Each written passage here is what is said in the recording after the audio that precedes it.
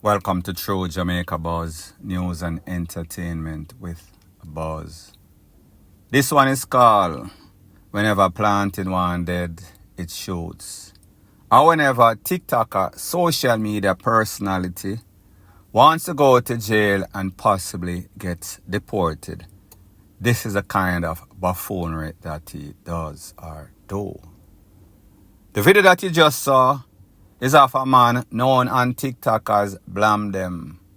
If you know anything about BLAMDEM, he is one of those individuals that is always on social media, cussing, fussing and fighting with everybody including Squash. He is also from Montego Bay, rivals with Squash. We've seen countless videos with him dissing Squash, calling Squash a criminal element, dissing Squash's mother, calling her somebody who sell front or back road. He has zero respect for anybody. Well, we saw that maybe about a couple of months ago, he was the hottest ticket on social media, TikTok. However, we see that his fame is kind of dwindling down. We saw that he tried to put his hand in the music business, saying that he's an artist. Put out a couple of songs. He was getting the endorsement of big people in the media, specifically Nicki Minaj. However, people, it seems as if reality is hitting this man. Unless he does some sorts of buffoonery, then people are disinterested. Persons are not really interested in him for his talent as an artist or as a person himself. They are interested in the buffoonery. So he realizes that the clout is kind of fading. So therefore, he decided he is going to do something that is kind of controversial. Something that he is willing to risk his freedom, risk deportation for, by posing with some sorts of rifle, high-powered rifle, assault rifle, on social media once again. And you know that if that video gets in my hand, more than likely it is also getting in the hands of the people that he does not want it to get in their hand. Now, I don't know the specifics of the legality of that weapon or the state or whomever owns the gun, but what I do know, if you even have the license, you are not supposed to be there playing with it on social media, endangering the lives of persons around you and persons in that community. So people are always going to report, especially the people that he's always in conflict with. So like I said, for every action is an equal and opposite reaction. And it seems as if he has not learned with the social media personalities before him that have done the same thing, then end up in a big trouble, such as the Squash, etc., etc., etc. Point blank and period. So the next thing that is popping in the news is based on a video that has been making its round on social media. That shows dancehall artist Deborah Bratt in the state of Florida being pulled over by the police or the trooper. However, it seems as if while he was driving an expensive BMW, he did not have a driver's license and he was stopped because he did not have on a seatbelt. So a seatbelt, simple infraction, was a domino effect, no driver's license, taken to central booking. Then from central booking, I guess because he's not proper in the place, them send him to the immigration, allegedly. Cannot verify or validate that he is indeed in the immigration. So I want you to take a look at the edited version of videos that have been making their rounds, and then I'll give my piece. Stay in the car for me. Simple traffic stop. Simple traffic stop. Just sit back down for me, okay? Just very simple, okay? It's nothing crazy. Alright. Hey, I'm also here for the Jacksonville Sheriff's Office, okay? When you pass me, I observed you weren't wearing your seatbelt. It's nothing crazy, okay? Do you have your driver's license? No, 15 Bravo November Romeo Kilo 2572 82 and 81. Step out, face car. Come on, man. Just step out, face the car. You can't make your ego get to you, bro. You gotta calm down. Well, all you have to do is just fucking listen. Right. You were not in the exact right because I was in my yard. Doesn't matter. I saw you out wearing a fucking zebra out there. No, you don't know how to listen to your mouth. Stop fucking doing that now. If you're a law officer, stop fucking pushing against me. Because I'm not armed or anything. This is how you guys get to kill people because you're not. You know, The reason why people get killed is because they're being fucking stupid. you're not calm. People don't have to do exactly what you say. We are in the line of the law. You're overreacting. Cool, you're going to fucking jail. Get in the car.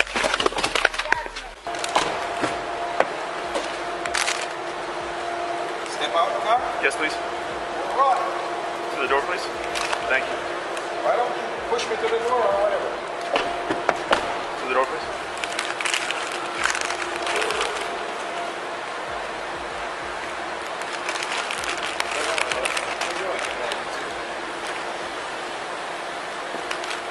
Best of luck to you. Have a good one. So people, like I said, that was the edited version of the video. So apparently he was pulled over, I guess for no seatbelts. And then instead of stopping, he drove his vehicle, a BMW, to his house. The police obviously trailed behind him. When they got to the house, there was a verbal altercation between himself and the police. The police wanted to arrest him after requesting a driver's license, realizing that a driver's license wasn't available. More than likely, the fact that you don't have a driver's license tells you a couple of things. Is either him have some tickets, and if you have some outstanding tickets, you have some warrants. And if your paperwork, as in documentation, immigration, is not correct, the way America stay right now, it is hard for you to get a driver's license, unless, of course, you're going to get it on the black market, which is available. But that is a story for the next day. Now, people, if you know anything about Deborah Bratz, he is one of those individuals that is always on social media in all sorts of clash. We saw that there was a verbal altercation with himself and Vibes Cartel. We also saw that he is one of those persons that have a kind of checkered past from back in the days as it pertains to touching up little picnic, rate, lele, blue, blah, bling. What makes the situation even worse is the fact that Deborah Bratz, I am assuming that she is his wife, her name is Tawana Smith. She set up a GoFundMe to raise $4,500 for legal fees, I guess, immigration, I guess, to get him out of jail. Now, people, nothing is wrong with people get themselves in a problem, especially under the present climate in the United States. However, when you're out here flossing, wearing designer this, designer that, showing off on social media, get yourself in a trouble because of your own action. I am not sure how many persons are going to sympathize with the fact that you play afoul of the law. You was there in America, you went there legally. You did not get yourself straightened up, I am assuming, or even if you did, you found yourself driving like a maniac, getting an accumulation of tickets that you did not pay for, get warrant, and then get pulled over in a BMW and expecting John Public or Jane Doe and John Doe to bail you out when you get pulled over in a BMW. It makes absolutely no sort of sense. So the question that I am asking is this: would you actually contribute to his GoFundMe for legal representation? Whether it is this state case, the warrant, or immigration case, don't really know. Point blank and period.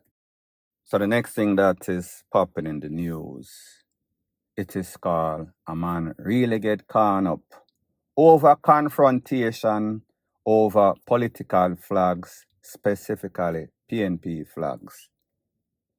Based on the information, a man in Manchester, him own a property, some people from the PNP come and put up some flags, and he told them he did not want any flags on his property, which he has the right to deny. The political representative came, spoke to the men left, and came back doing the same thing that they were told not to do. The man then came outside again, verbal altercation with him and the men from the PNP.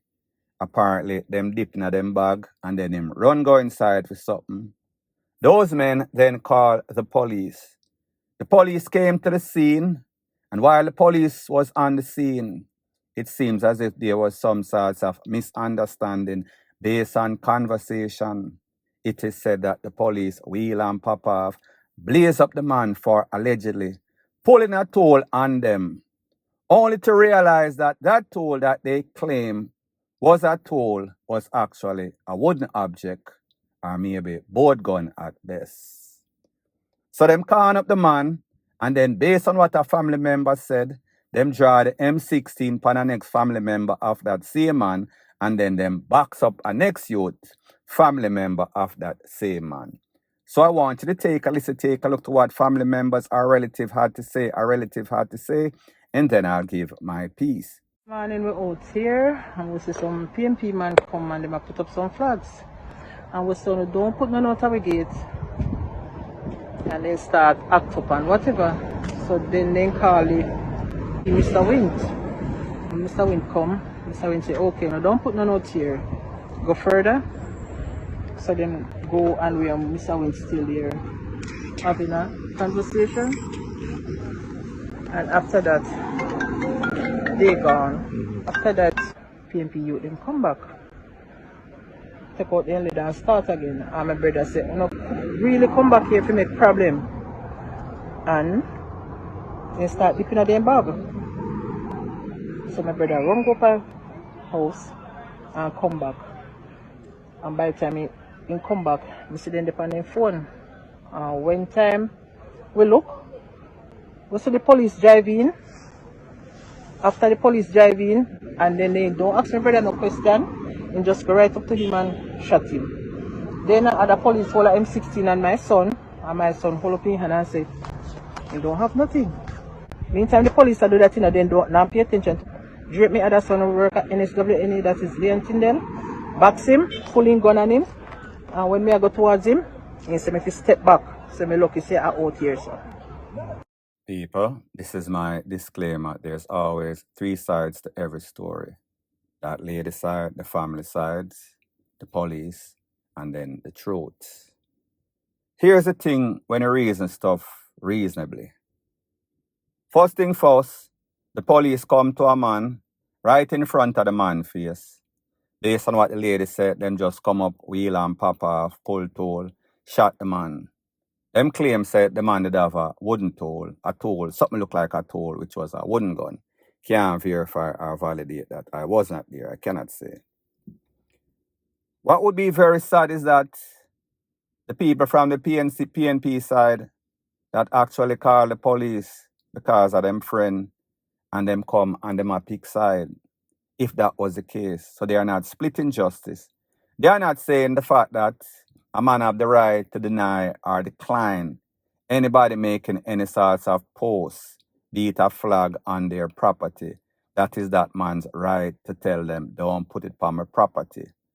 How was the conversation between both persons? Like I've always said, a soft word, turn it away wrath, grievous words, stir up anger. However, when a man owns his property and tell you, don't put anything on his property, he has all right to do so, if that is the case. So pretty much this lady is saying that the police are lie. The police side of the story and this lady's side of the story is polar opposite.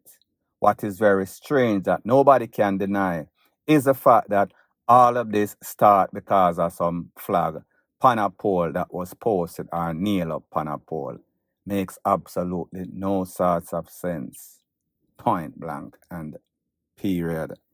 So the next thing that is popping in the news, it is called Long Run, Short Catch. Justice is finally served. Maybe in the last year, a couple of years before that, there were a series of shooting in the Golden Spring, Lawrence Tavern, Stony Hill area. Whole heap of people lose them life. People say family war, gang rivalry. One of those men that was involved deeply is a man known as O'Shane Davidson, known as Vashi in the streets. While the police was always hearing about Vashi, The police made several attempts, special operation. However, Vashi would escape, take away himself. Seems as if Spotalion saw the police and make him know him take away himself. Run gone in a hiding for a year or so. However, it is said that the police got some very important information, intelligence. That Vashi was in the Bridgeport, Portmore era. It is said that the police set up an operation, special operation that is, and at about 11:30 something to be specific, there was a confrontation with Vashi and the police. However, Vashi got the SHITTY end of the stick. It is said that they came upon the premises that Vashi was at, and Vashi wheel and pop off, blaze up some can upon them find a tool, and them find Vashi clutching on to the tool, clutching on to his life. He was rushed to the hospital. However, too late was the call. Turtle rush to the hospital never usually work out. They make him BLEED out. The injuries that he sustained was always life-threatening. He was never going to live. They were never going to go through the long, tedious process of putting him through the system, so they decided that they were going to put him out, lights out, make him top out. Moral of the story is that Mr. Vashi fight the law and the law won. The police is batting 100%. When it comes to confrontation or alleged confrontation, shootouts. So based on what the police said, that man was a menace to society in a King Western, in a Stony Hill, in a Lawrence Tavern, and even Kingston, in a Portmore, Bridgeport to be specific. If these youth don't learn from the mistakes of others, that whenever you confront the police, whenever you are wanted and that warrant of death is sent out for you, do not challenge the police. You are making a fatal error. Such is the case as it pertains to Vashi and other youths just like him. Point blank and period. So the next thing that is popping in the news and continuing on the theme of other men like him, just like Vashi, is a young man known on the street as Rasta. He is from a place that is called Stony Brook, that is in Trelawney. Bad man in the area. It seems as if the police was always getting information that, listen, this man involved in all sorts of pie out. So therefore, we were going to take him out. It was going to be lights out up on the spot. It is said that they went on an intelligence-based operation in the area, confronted Mr. Rasta, and Rasta did go on to dread him wheel and pop off, blaze up some can after them, and you know the script, cliche though it be, them return like fire or even bigger fire, more fire like Caperton. After the smoke clear, Mr. Rasta was seen dreaded out, deaded out. It is said that he was rushed to the hospital. However, too late was the call. Again, he was found clutching on to his stool, clutching on to his life. They were exercised in futility, meaning that he was taken out fatally. Point blank and period. So anyways, people, thanks once again for checking out my video. If you appreciate videos like these, please show your appreciation by liking, commenting, sharing and subscribing to my channel. That is how YouTube promotes videos like these to like-minded, sensible persons like yourself. Bless up.